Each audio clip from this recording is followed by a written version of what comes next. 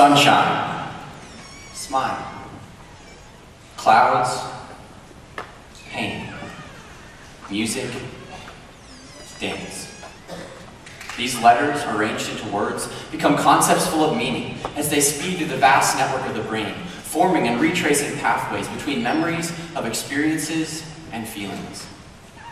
This ability to grasp meanings, facts, relationships, and adapt to various situations is commonly known as intelligence. And the concept of integrating this intelligence into machines has been developing since the 1950s.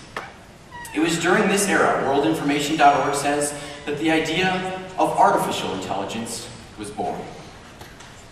Join me on a journey into the world of human-like machines. We will discover their potential, illuminating both the benefits and drawbacks of a field that is rapidly developing, yet often dismissed as science fiction. In the end, I would like to explore one question. With machines quickly developing human capabilities, what does it mean to be human?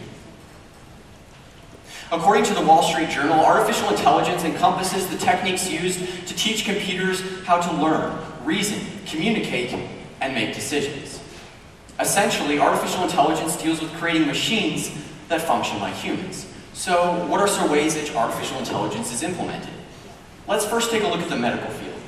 IBM estimates that in order for doctors to keep up with new insights in their field, they would need to read an average of 29 hours per day. But never fear, Dr. Watson is here. Or in IBM's case, just Watson, its artificial intelligence prodigy. According to IBM, this incredible machine that sifts through mountains of data, discovering patterns and developing conclusions, can read 200 million pages of text in 3 seconds. This allows for Watson to do amazing things. For example, the New York Times reports that the University of North Carolina School of Medicine used the software to test 1,000 cancer diagnoses, originally created by human experts. And in 99% of the cases, Watson produced the same recommended treatment as the human oncologist. And, quote, in 30% of the cases, Watson also found a treatment that the human doctors had missed. Some treatments were based on research papers that the doctors had not read. This is just the beginning. Extreme Tech writes that across the medical field, artificial intelligence is being incorporated by doctors to quicken diagnoses, add precision in surgeries, and aid in home care. Venturing out of the doctor's office, AI is being incorporated into the business and personal arenas. Sometimes the use is to enhance human performance, and other times it is to replace. So let's get into the driver's seat, shall we? Or should I say, out of the driver's seat, because according to Google's car project website, Waymo, Google owns a fleet of driverless cars that has been testing for over 3 million miles. A passenger present, but not in control. I'm proud to announce that my own mother declared she would prefer to ride in a car with me behind the wheel than in a self-driving car. Thankfully for her, the nearest state in which self-driving cars are tested is Michigan, with fully autonomous cars still decades away from being widely available to the public. So, all clear, Mom. And yet, these vehicles have the ability to eliminate human errors while driving. Google's car research division noted that in 2014, 94% of crashes in the US were attributed to human errors, such as speeding, intoxication, distraction, and drowsiness. All of these are problems that driverless cars lack. And while not without faults, portions of their capabilities are already implemented in cars today. Automatic parking, braking, and lane changing assists are all examples of artificial intelligence steadily removing human error. Now, let's pause for a moment. Clearly, human-like machines have their strengths, but what are their limitations? Making a machine more human-like has gotten nasty at times, revealing the struggle to create a machine with moral judgment. Last year, the Washington Post reported that Microsoft had developed an online chatbot named Tay designed to learn from its interactions and conversations on messenger platforms, which to the rest of the world means it was a teenage robot with its own Twitter. In this same article from the Washington Post, we discover that what Tay learned from the internet was not quite what Microsoft had hoped.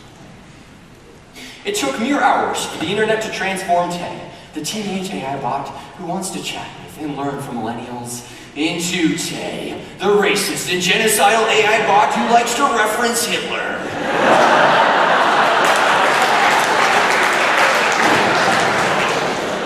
Needless to say, Microsoft revoked Tay's internet privileges.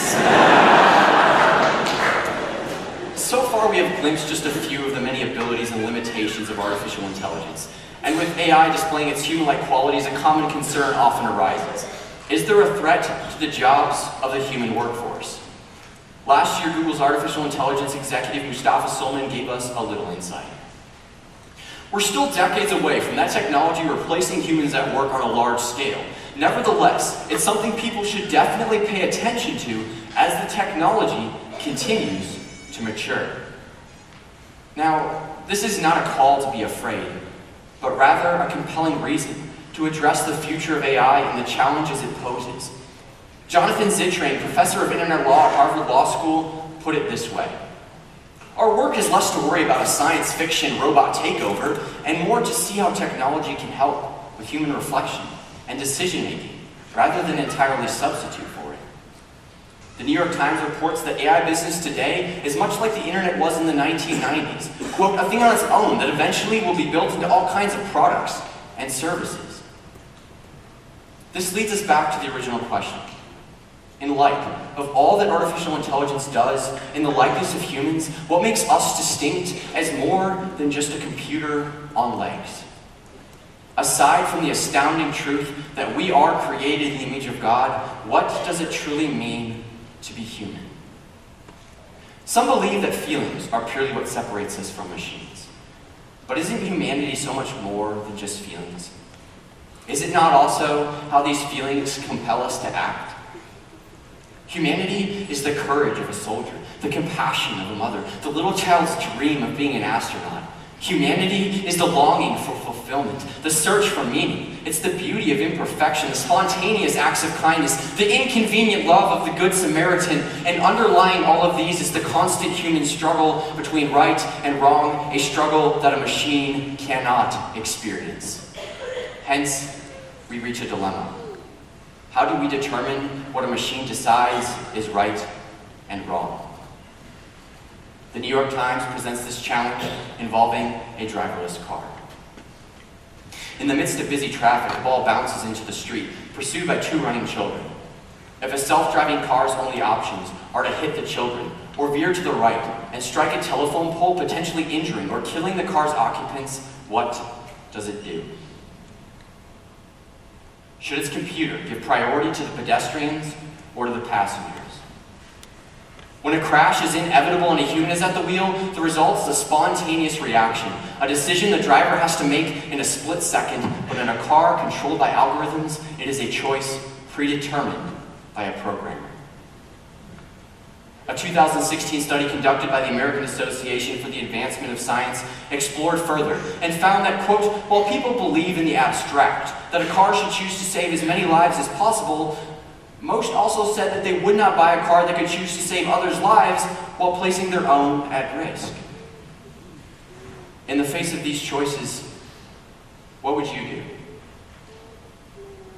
It is the answer to questions like these that determines the future of artificial intelligence. It is this responsibility that separates us from any machine. This privilege and responsibility is not science fiction. My computer science professor once explained that in programming pacemakers, he realized that the difference between life and death is the difference between a 1 and a 0. A weighty responsibility for even the strongest of shoulders. Very real and conscious choices are shaping the world around us for generations to come, for your children and grandchildren. Think back to the words with which I began. Can you remember them? How about the order?